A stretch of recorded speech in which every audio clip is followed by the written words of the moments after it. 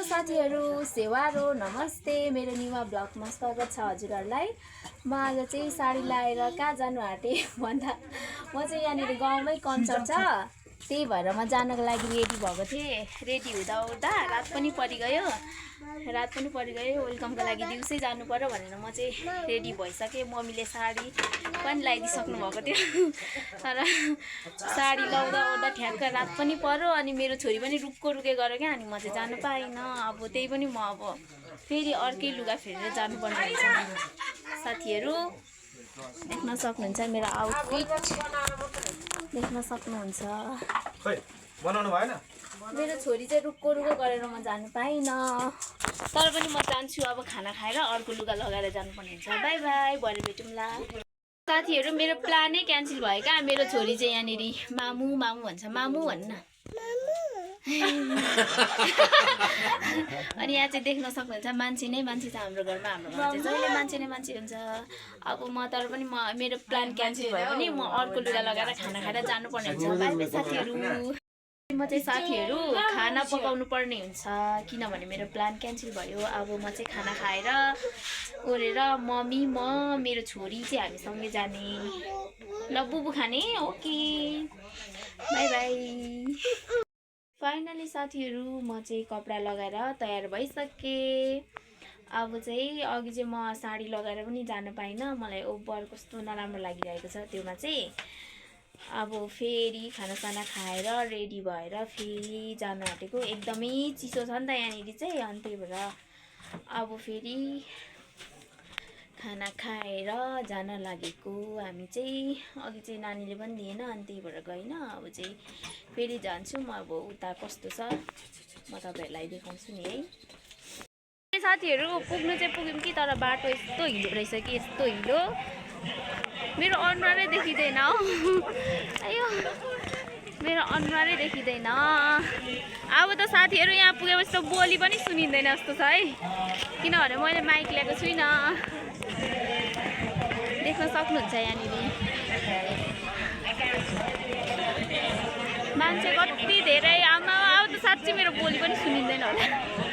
कहाँ जाने हो है? हेलो मेरो साथीहरू।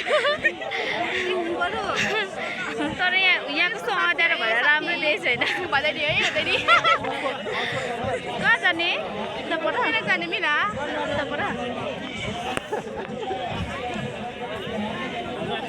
अब यहाँ ल अब राखिदिएको। अब एकछिन यताबाट चाहिँ गोरो आउँदैछ, यता देखाउनु होला।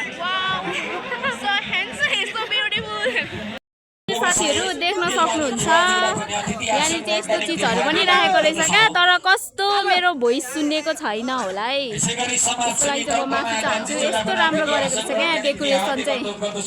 अझै यहाँभन्दा यहाँ पर कस्तो राम्रो गरेको रहेछ उपर।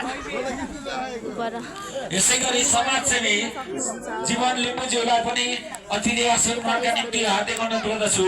यसैगरी समाजसेवी लालबहादुर लिम्बुज्यूलाई पनि अतिथि आसनका निम्ति मान्छेहरू चाहिँ धेरै छ, तर यहाँ भन्दा पनि बाहिर रहेछ क्या मान्छेहरू चाहिँ। यसैगरी समाजसेवी जोगेन्द्र लिम्बुज्यूलाई पनि अतिथि आसनका निम्ति हार्दिक अनुरोध गर्दछु।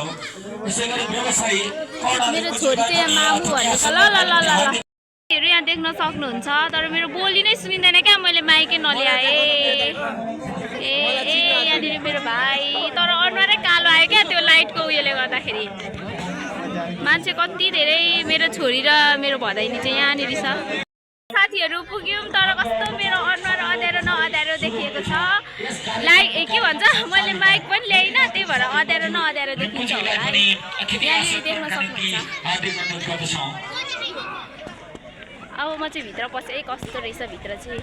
आहा कति राम्रो। यसैगरी समाजसेवी भरतध्वज तामाङज्यूलाई पनि अतिथि आसन ग्रहण गरिदिन हार्दिक अनुरोध गर्दछु। यसैगरी समाजसेवी धनबहादुर तामाङज्यूलाई पनि अतिथि आसन ग्रहणका निम्ति हार्दिक अनुरोध गर्दछौँ। यसैगरी समाजसेवी अगम मगरज्यूलाई पनि अतिथि आसन ग्रहणका निम्ति हार्दिक अनुरोध गर्दछु।